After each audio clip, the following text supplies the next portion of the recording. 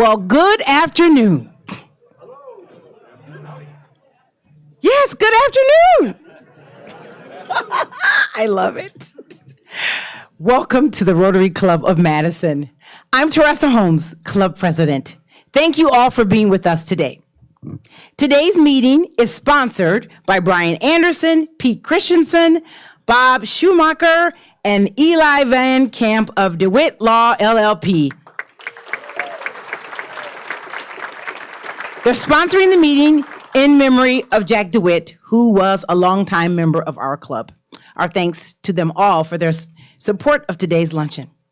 Let's direct our attention to the opening music. Heidi Frankenson will lead us in the singing of God Bless America with Elaine Mitchler on the keyboard. Then Heidi will lead us in the singing of our feature song, I Love Paris in the Springtime. Can we say that about Madison?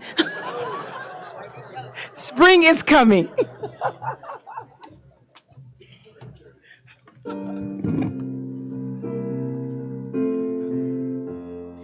God bless America, land that I love. Stand beside her and guide her through the night with the light from above. From the mountains to the prairies, to the oceans white with foam. God bless America, my home, sweet home. God bless America, my home, sweet home.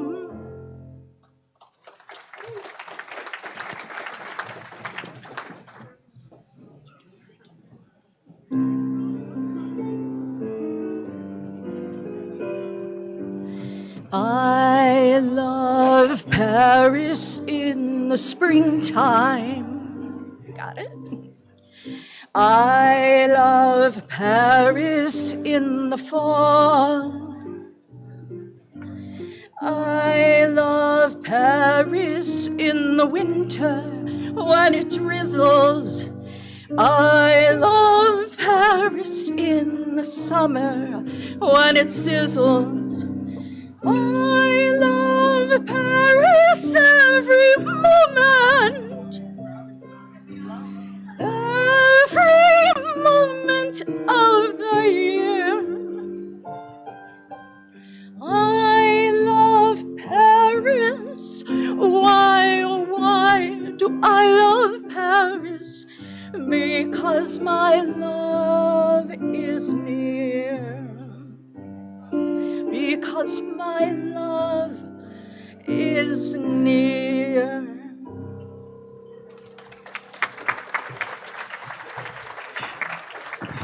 Thank you, Heidi. Maybe next week we'll be singing I Love Madison in Springtime. Rob Vandenberg, who is also one of our club directors, will be introducing today's guests.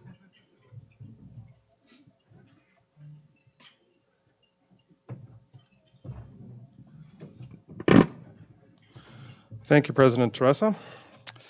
I have the pleasure of introducing quite a large number of guests today, and I ask guests that when I say your name, if you could stand, and please remain standing so that we can recognize you all at the end of the introductions. So here are our guests. Tracy Burton, guest of the Program Committee. Fred Gantz, guest of the Program Committee. Anna Imig, guest of the Program Committee. Jeremy Tunis, guest of the Program Committee. Delia Altsek, guest of Moses Altsek. Andrew Litt, guest of Christy Goforth. Douglas Heading, guest of Joan Collins. Tom Duval, guest of Cheryl Whitkey. Jean-René Wachu, guest of Laura Gallagher. John Terrell, guest of Laura Gallagher. Andy White, guest of Bill White. Michelle Cartman, guest of Brian Baskin. Chad Hirschner, guest of Charles McClymans. Jeff McGinn, guest of Ron Luskin. Jordan Rolfing, guest of Bob Schumacher. Carolyn Stanford Taylor, guest of Carlton Jenkins. And some visiting Rotarians, Ed Fuda, visiting Rotarian from Honolulu. Nandakumar Gulay, visiting Rotarian from Pune, Sahawas, India. Please join me in giving our guests a warm welcome.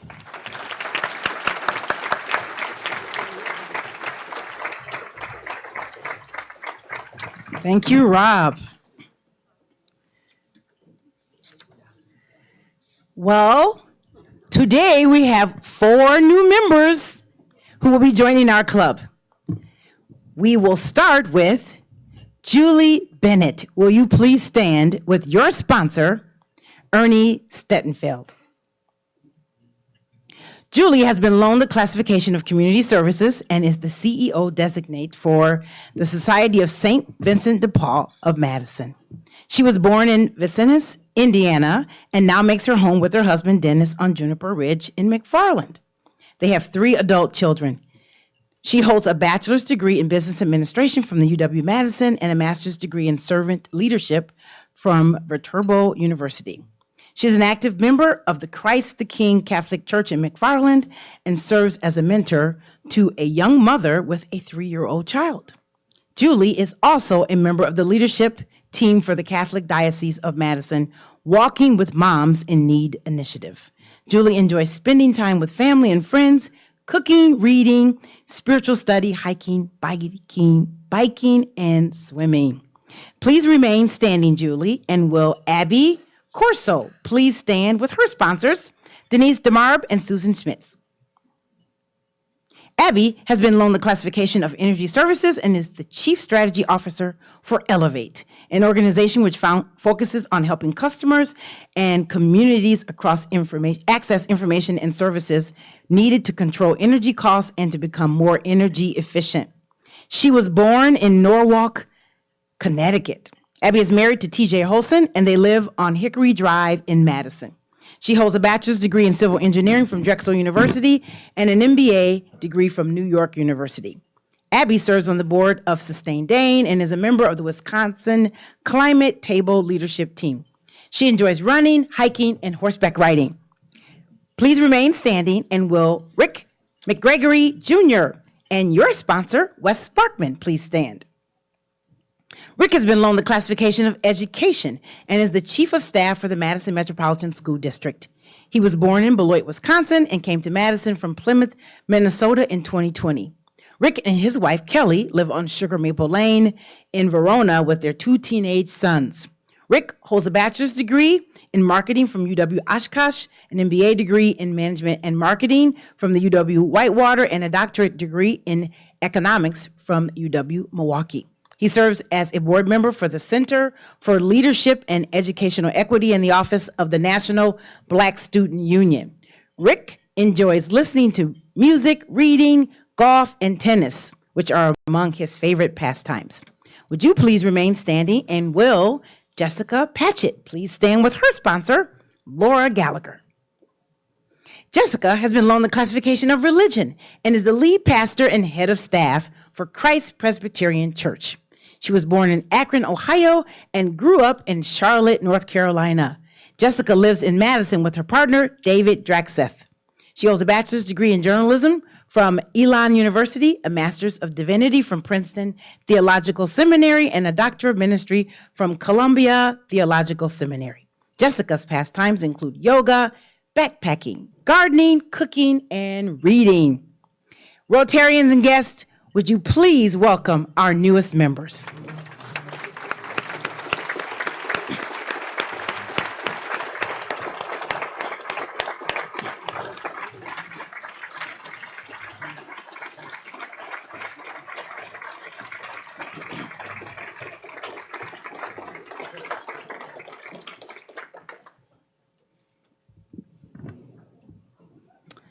We just held our annual district conference, TriCon, at the Osthoff Club and Resort in Elkhart Lake. And so our sincere thanks go out to Larry and Karen Kendrick Hands, Scott Strong, Jason Barron, Areli Estrada, Michelle McGrath, who will be our district governor in 2023, and our own executive director, Pat Jenkins, for your contributions and your service during the conference.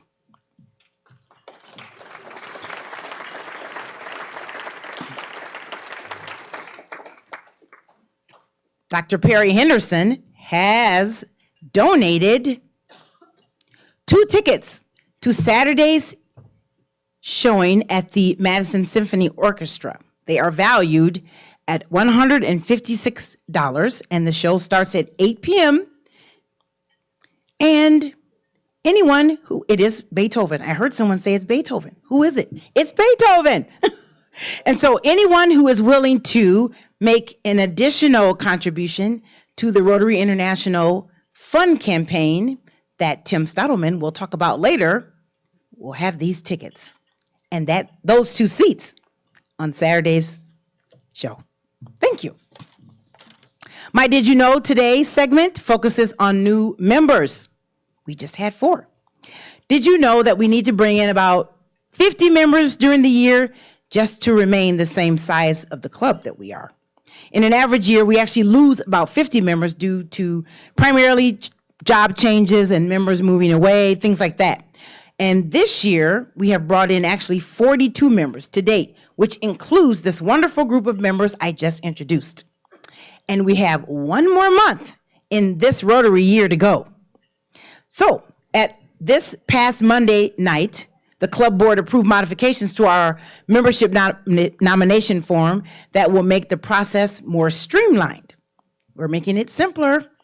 Our orientation committee is also adding a second new member orientation session as needed each month, and our recently approved bylaws, of which you have already approved, removed the 10-day waiting period for new member proposals. Easier and more streamlined. So these approvals will, as I said, make it easier and reduce the amount of time that it takes for a new member to be a part of our club. So I encourage all members to think about friends, colleagues, and family members who would make great additions to our club. You can contact the Rotary office or visit our website for more information. One final comment about new members. Our budget is actually impacted by the number of new members that we have each year. And so you'll hear more about that next week when our Budget and Finance Chair, Terry Heinrich, makes his report. As I said, Tim Stottleman chairs the Rotary International Foundation campaign, which runs during the month of May. And now Tim is going to come up and kick off this year's campaign. Thank you, President Teresa. As club members, we are asked to support 2 Rotary foundations. Our Madison Rotary Foundation holds a fund drive each fall to support local projects and programs. As a club is a member of the Rotary International, the Rotary International Foundation is a foundation that we ask members to contribute to during the campaign, which we hold each spring. Now, members received an envelope today with their badges with information and a pledge form for this year's International Foundation campaign. What do gifts to the Rotary International Foundation fund? They support sustainable gifts that fit within 7 areas of focus. Let's take a look at a short video prepared a few months ago about the work of Rotary International. Jane, take it away. Rotary has never backed away from the hardest challenges because we're committed to a better, more equitable world. This year is no exception. Staying away from people and places we love in order to keep them safe. And despite the challenges, your generosity continued. Your donations provided more than $7 million to fund coronavirus relief projects in communities worldwide.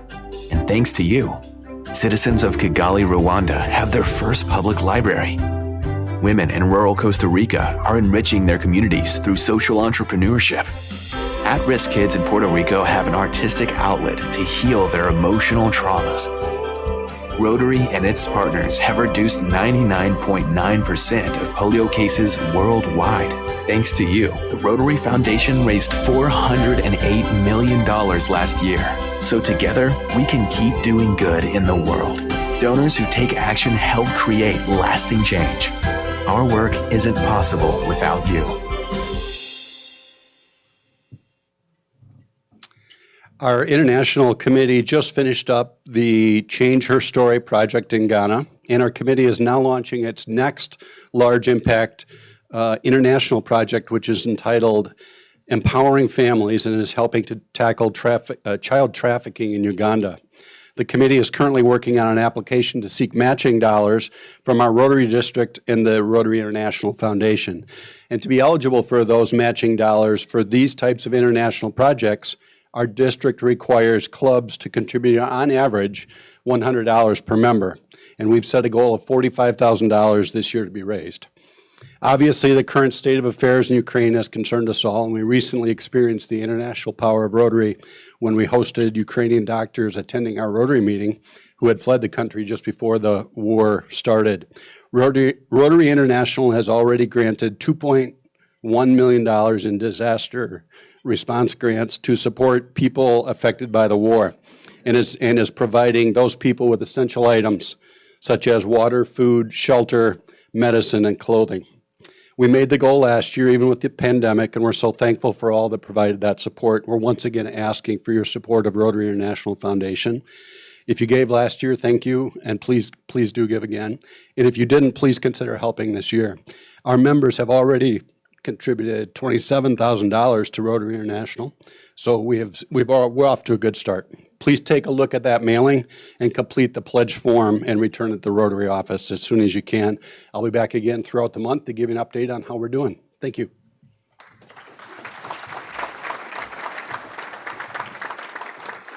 Thank you, Tim. In week one, we're already ahead of our goal. Awesome. We have birthdays to celebrate with a bit of humor or wisdom that complements the Rotary mission.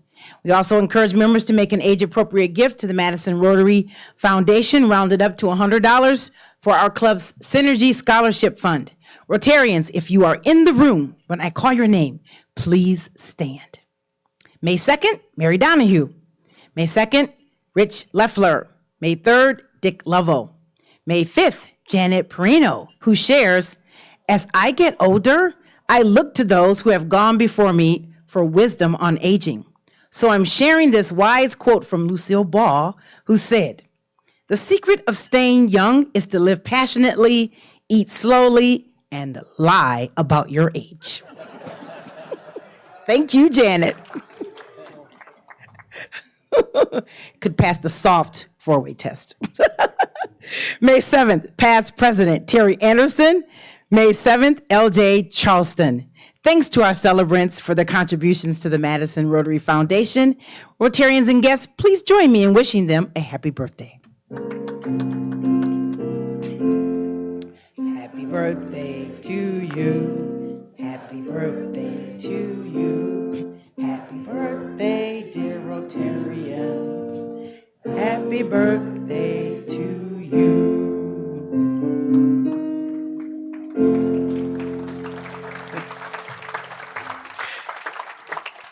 I do have members in the news to share. Stu Leviton was pictured and quoted in the Wisconsin State Journal's column, Know Your Madisonian, in an article titled Digging into the Past to Help Shape the Future.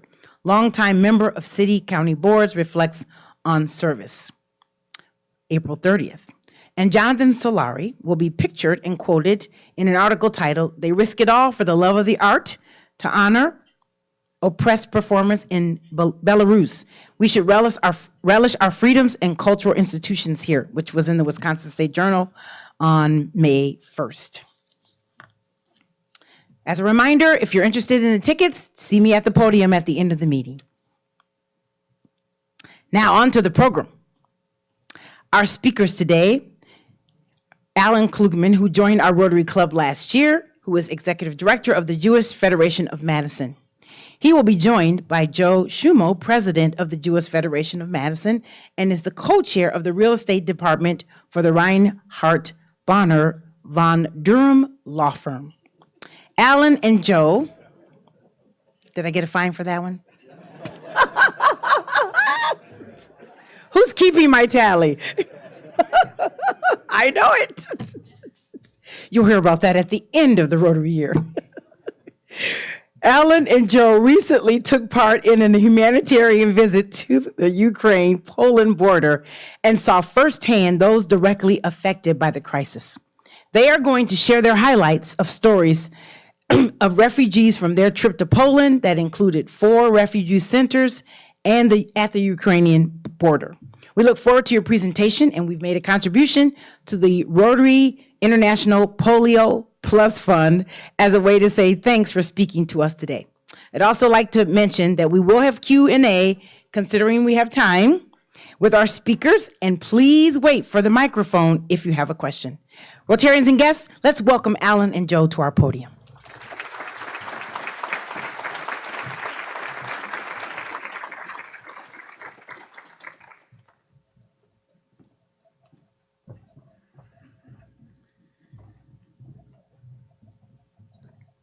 Good afternoon, everybody. Thanks for having us. I'm going to give you a little bit of background, first of all, quickly about the Jewish Federation. You might consider us to be the united way of the Jewish community. The Jewish community in Madison numbers about 5,000 people, and the Jewish Federation provides support of local agencies such as Hillel on UW campus, Jewish Social Service. There's a group of beneficiary agencies. We also run Camp Shalom. Many of you know about it.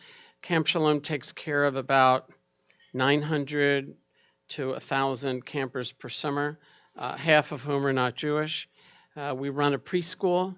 And in addition to what we do locally, we're part of a network of Jewish federations from around North America. There are about 60 of us. And we connect with vulnerable people overseas through our annual overseas allocations, and that includes people in need in Israel, Eastern Europe, and literally around the world. And towards the end of March, I received an email inviting us to take part in a 48-hour flyover mission to Poland, to Warsaw.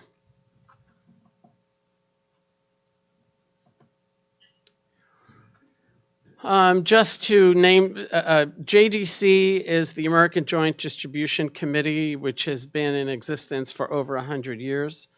The Jewish Agency for Israel has a mission of providing assistance, transportation, and everything else that's involved in immigrating to Israel. To date, since the invasion started of Ukraine, 15,000 people have gone to live in Israel. WorldOrt is an educational organization. It's the largest educational/training organization in the world operating under Jewish auspices. HIAS is the Hebrew Immigrant Aid Society, probably at this point the largest refugee resettlement organization in the United States.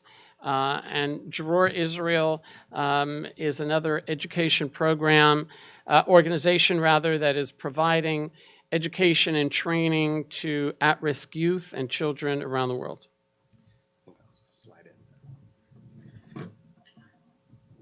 So we get the call, hey, do you want to hop on a plane to Poland and go to the Ukrainian border? There's a catch, because obviously the answer is of course. You'll be there for 48 hours. That's it. So we said yes, and we went in our time. This is Alan and me at the border of Ukraine, Poland. So we went to the border. We went to 4 different refugee centers while we were in Poland. We stayed on NATO soil the whole time, so we were in Poland the whole time. But one refugee center at the border, maybe a half a mile from where we're standing here, and then 3 refugee centers in Warsaw. We will tell you stories from what we saw at those places. we are tight on time, and I want to get to your questions. There's a crisis in Ukraine, and I trust as Rotarians, you are well aware of that crisis, so I'm going to skip this slide. And I'm going to buzz through this one too, but what you might wonder is why the Jewish Federation would care so deeply. So I don't think there is a Jewish reason, but it's less unique to our religion than, well, it's probably exactly, it's not unique to our religion, right? So here's from the Torah, and I'm going to buzz through this. We've got treat refugees well, right? This is all over all kinds of religious texts. So the Jewish text first, a passage from the Gospel, Christianity. This, of course, shows up in Islam as well. So a passage from the Quran. And I found something on Buddhism. I don't know enough about Buddhism. But I found some language on Buddhism too. I don't know that it's a sacred text or anything. There are different words in religions for what we're doing. In Judaism, we call this repairing the world, mending the world. This is part of our mission as people, as a Jewish people, of what we are to do. There is more to it, though, right? There's, in Christianity, the greatest commandment, love thy neighbor. Islam has a specific tenet about treating refugees well. And I'm afraid that I'll mispronounce it, but it's written up there. And of course, a New York Times crossword clue 3 days ago, I think, karma, right? We know from Buddhism. So this is us at the border. I'm going to turn it over to Alan to give us some border stories. Yeah. So you understand when you get to the border, there's a pathway, maybe the equivalent of 2 blocks. And we arrived and we walked on the pathway, and on either side you have international help organizations from all over the world, and they are providing a little bit of food, a cup of hot coffee, a blanket, a sweater, a hug. And on the other side is the train station where people arrive. So I met there a volunteer. Who are the volunteers who are in Poland helping the refugees? By and large, and they're all over the world, Jews, Christian, Buddhist, Muslim, they're people who have a previous connection of some sort to Ukraine. And in a time of crisis like this, they want to give back because they were helped. I met a volunteer, a hulk of a man. He was about 6'4" this way and about 6'4" this way. A real Ukrainian-looking guy. And when he shook my hand, I thought he had broken my hand. And I said to myself, what do I do now? I'm here for 24 hours, 48 hours, my hand is broken. And he tried to explain to me in English. His English wasn't that good. And then he spoke to me in Hebrew. He's a Ukrainian who went to live in Israel, and as soon as this happened, came back. And he told me the story of having been at the border. I think this was his 3rd or 4th night. By the way, he slept in somebody's car for the first 3 nights just to be there and be able to help people. He gets a call in the middle of the night, can you come to the train station immediately? And when he gets to the train station, he meets a family. And this family consisted of a woman, her 2 daughters, and her son, who is paralyzed from the neck down.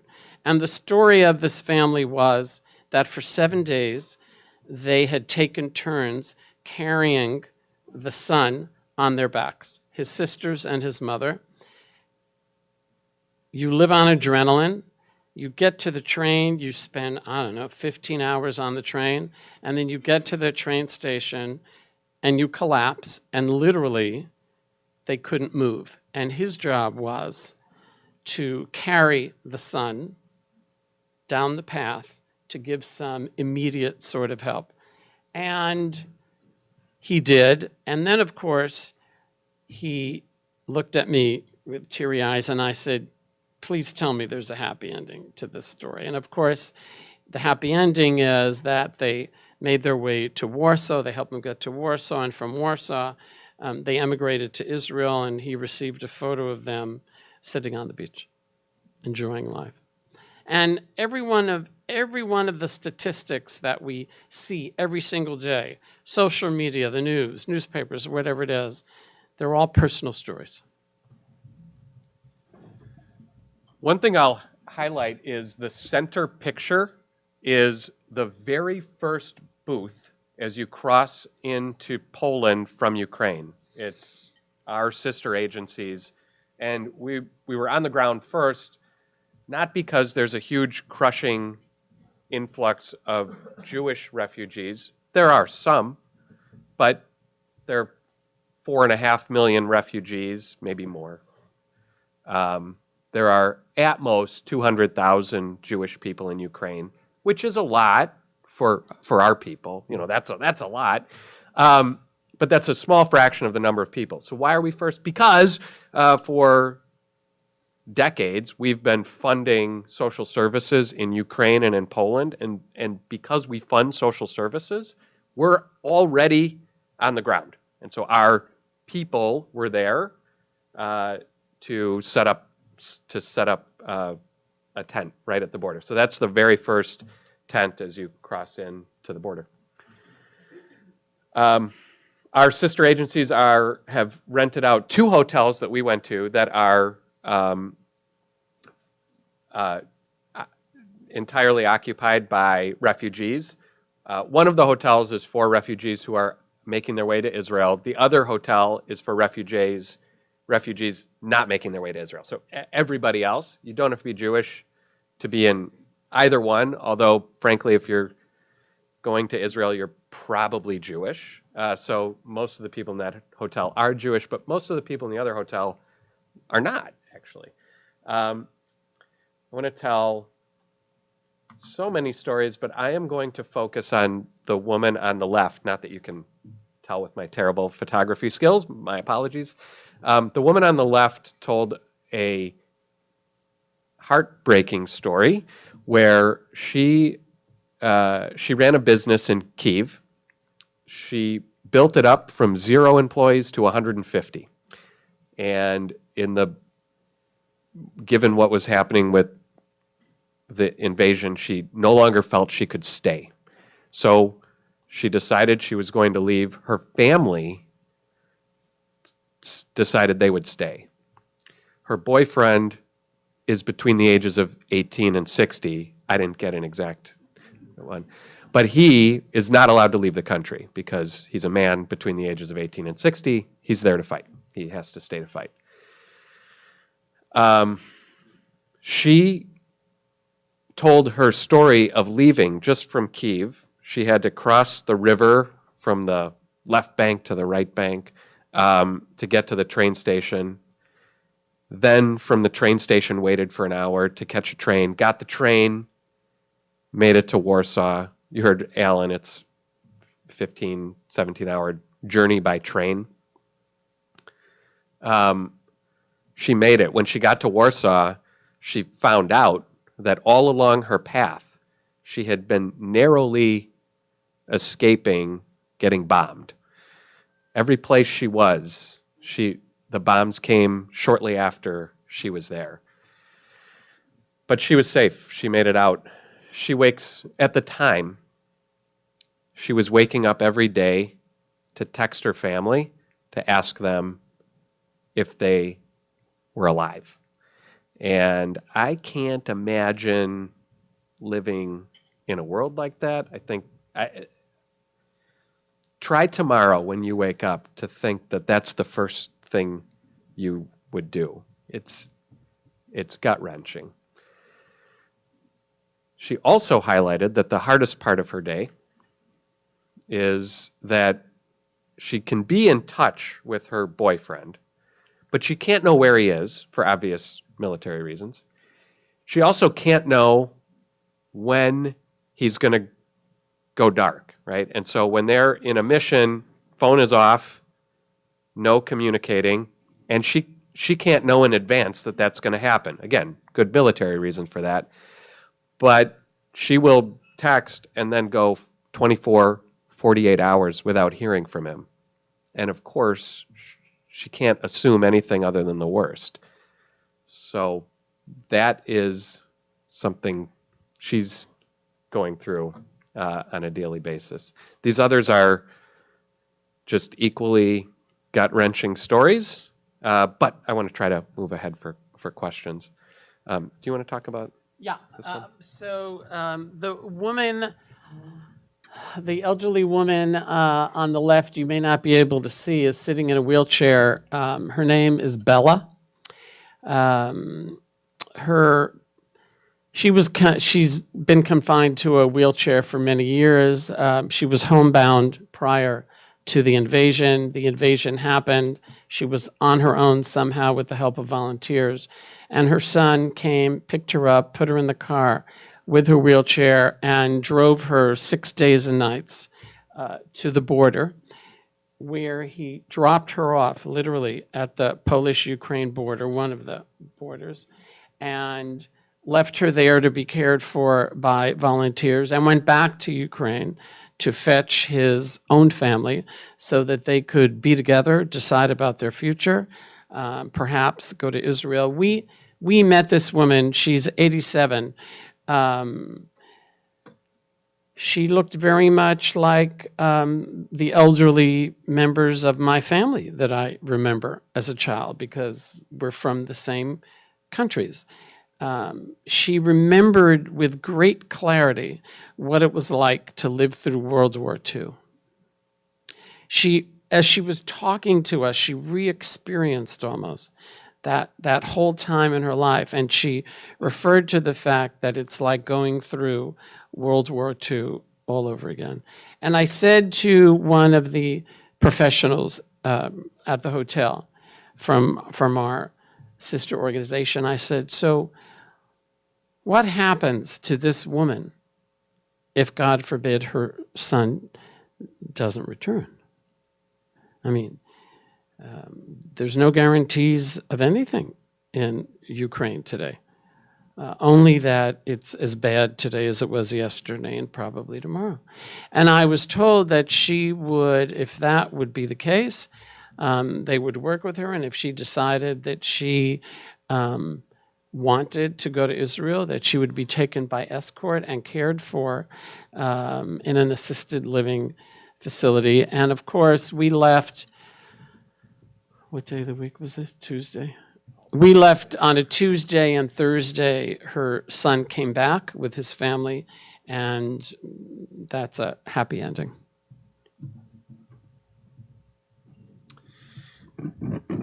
In addition to providing housing, by the way, the housing comes with 3 meals a day. In addition to the health care that Alan just mentioned, our sister agencies are also providing daycare at many of the refugee centers, including the 2 hotels we visited and the refugee center. It's sort of as if they converted the Alliant Energy Center into a refugee center, the Warsaw Expo Center, except that it's like post-Alliant renovation, right? So it's a bigger one. We visited a number of daycares, and the goal that our sister agencies have with these daycares is to try to acknowledge what's going on for the kids while providing some semblance of normalcy. So the big photo on top is actually a video, depending on if I'm technologically skilled enough. We might see a video here when I hit a button. And they're trying to do a dance, so they're just trying to be normal kids, right? The leader there, if you can tell who the leader is also a refugee. She's volunteering and and then the kids are obviously all refugees. Well, I'm gonna buzz through so we have some time. Before we left, we put out a call. We didn't have very much time, so we put out a call and said, we're going to be there for 48 hours. We can take, a carry-on. We don't really need anything more than that, but we'll pack a checked bag, and we'll just leave the checked bag there. So we thought we'll pack a checked bag each. We'll leave it there. The refugees can have the bag, and we'll fill the bag with over-the-counter medicine, which is desperately needed, we were told, desperately needed in Poland at the time. So fine, so we put out a call. And we ended up with 7 bags. As it turns, 6 here that we took, a 7th went a couple weeks later because we couldn't fit it all.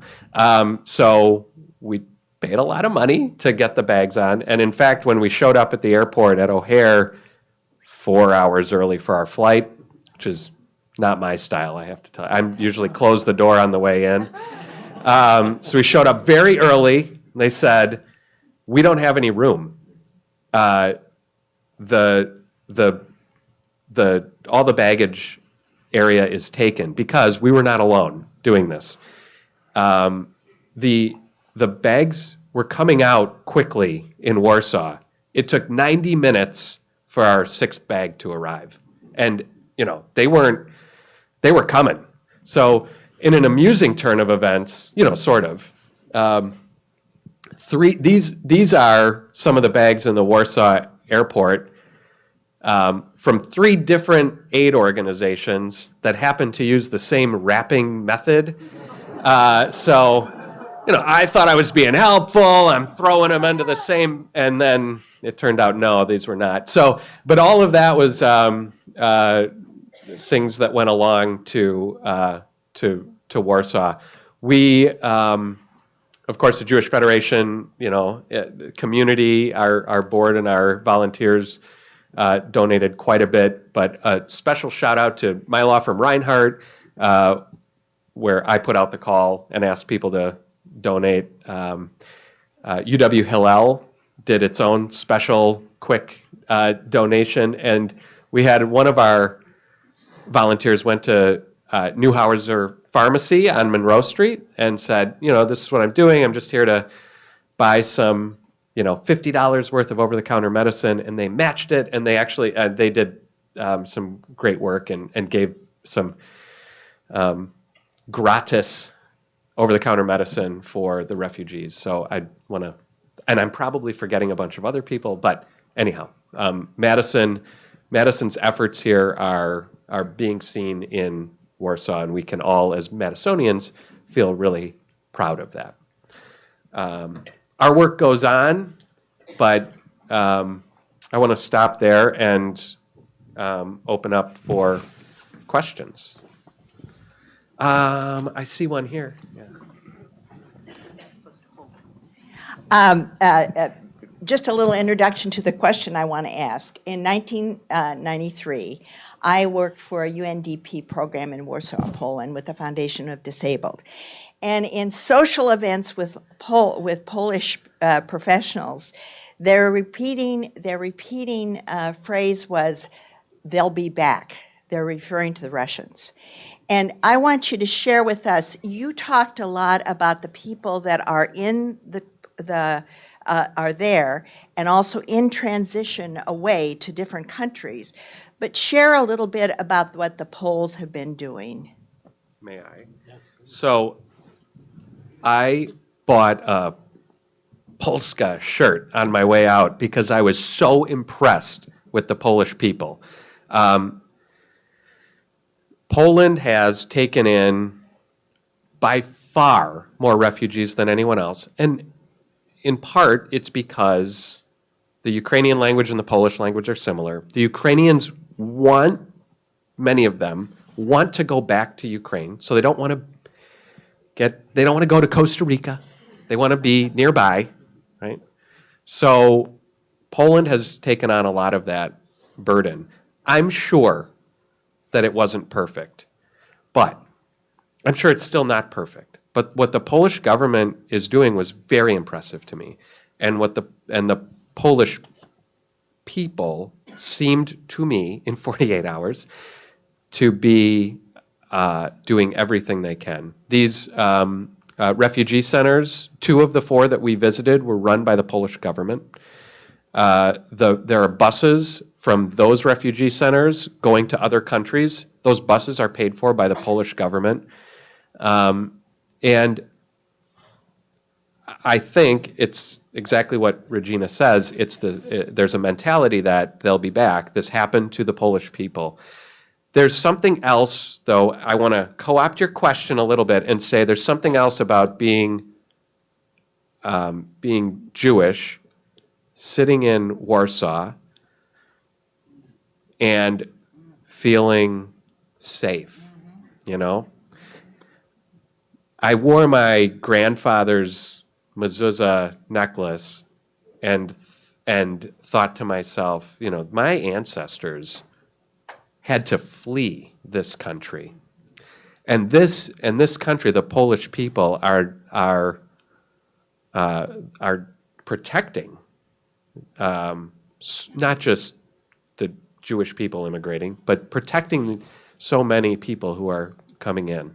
Let me just add, just to give you some numbers, we're in week 10, I believe, since the invasion, and the government of Poland has taken in, without question, over 3 million refugees.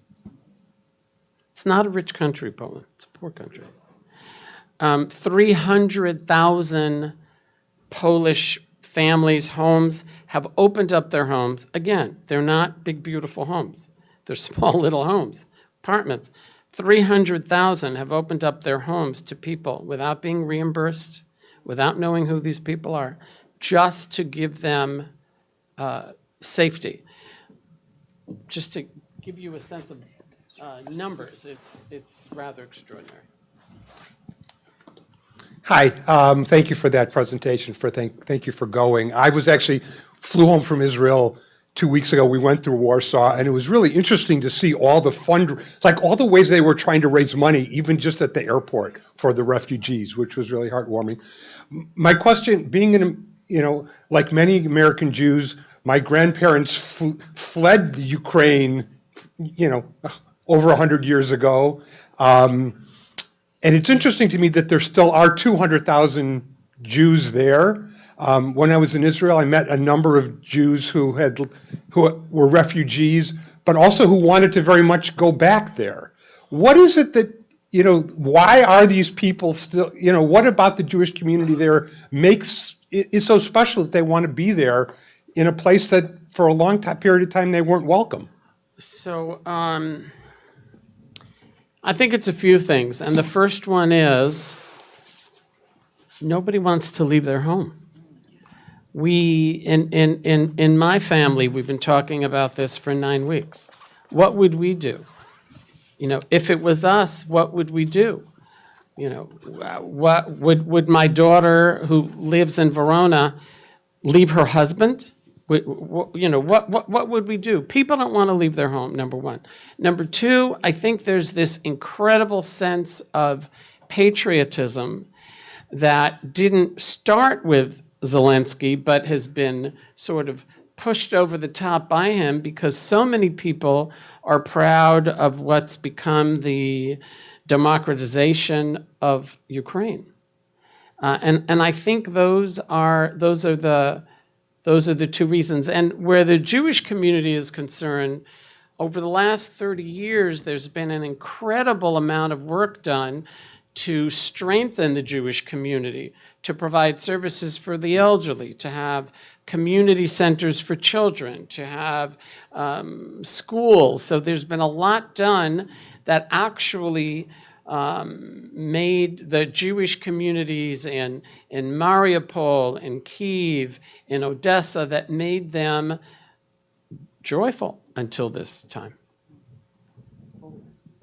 Yeah. Starting with a personal note, Warsaw in the province just to the north is my ancestral hometown, so I very much appreciate what you say. My question concerns, did you run across any NATO activities or military or any assistance to the refugees? And if so, what can you discuss about that? Yeah. So a plug for Warsaw. So I'm in real estate. I can't turn that off, right? So all I'm doing is looking around, going like, yeah, this is good design. This is Warsaw seems like a cool city. I highly recommend it. Your native people are doing well, which I think Alan would not have said 30 years ago when he was there, right? So good.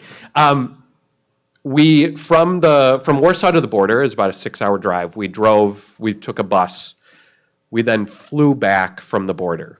So we saw very little NATO U.S. activity other than one spot, and that was the airport at the border where the cargo planes land at this dinky airport, probably a third the size of our airport. I mean, it's a very small airport. And these huge military planes are landing. As we took off from this airport, it was Patriot missile, Javelin. I don't know this stuff, but like, what is that? What is that? There was a ton of U.S. military equipment and other NATO allies military equipment at that airport. That's where they're flying in because it's the closest to the border. We were at Medica. I mean, this is public information. You can see where the planes are landing, where the U.S. military planes are landing, and they're at this airport. So they were there. They were there for sure. We have a question. Go ahead. Alan, when you spoke at Temple on Friday, you made some comments about your previous experiences in Poland, which Joe just referred to obliquely. Given your experience 30 and 40 years ago and your experience more recently, Don't age me, 30. 30 years ago, what has that taught you about the prevalence of anti-Semitism and how it can fade over time and people's change?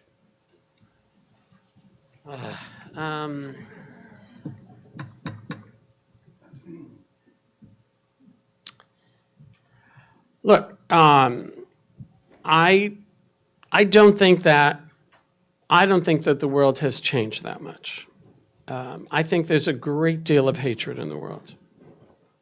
I think we're living in a country that struggles with that. Not to get on that whole tangent, but I think there will always be hatred in the world, and there will always be evil, and we're looking at it every day in what's going on in Ukraine. I think the difference is that the world has learned from the past, and the world doesn't seem ready to allow this to continue. Do we get along with NATO all the time? No. But we're working together, and I just welcomed back this week a couple volunteers who were Ukrainian, who we encouraged to go. They were actually in Hungary to volunteer, and they said that everybody who they spoke to said, make no mistake, the stuff that is now being taken off the planes and arriving in Poland to be used by the Ukrainians is of a different caliber than what they had in the beginning. And the stuff getting off the planes now is to do the job that has to be done. And that may be the reason why we're hearing about successes. But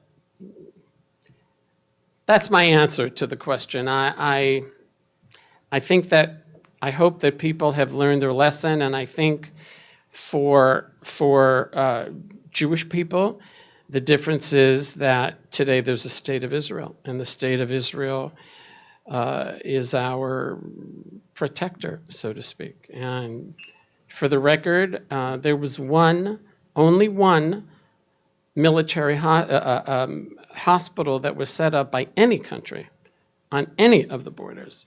And it was the Israeli government that sent the hospital, and it was treating people for a month. Surgeries, anything that you can. There was only one, and it was helping people for a month. Watching the clock here, this will be our last question. Jared, do you have one? You have one as well? Yes. Okay, so we'll take that one and one more. And I was also going to suggest that maybe we could squeeze in here at the very end. What's the single most important thing you think we as Rotarians can do to help?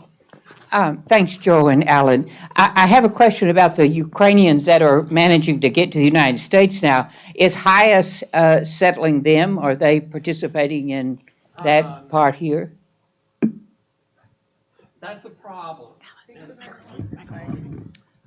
That's a problem. The refugees having nothing to do with HIAS. The refugees are arriving very, very slowly because the government is making it difficult. They're not arriving as refugees. They're arriving as political asylum people, which does not give them rights to remain here. I'm happy to talk to you about it when we're done, but that's a big challenge right now.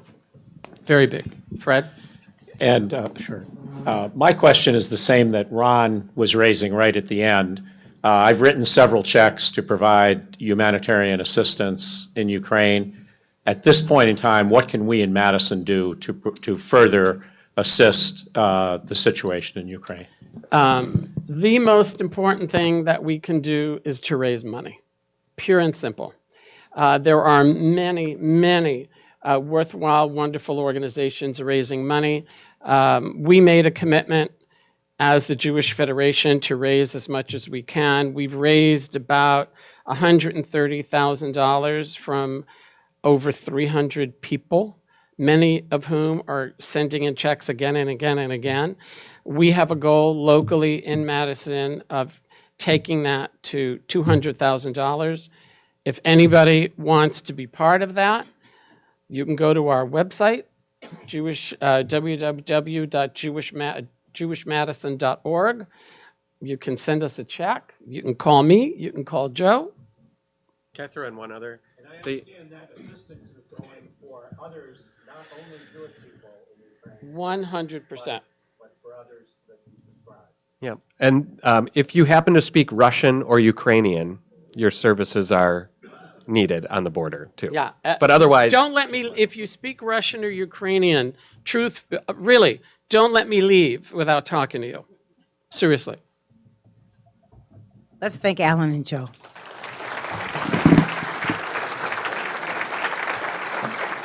Reminder about the Symphony Orchestra tickets, and with that, Rotarians, we are adjourned.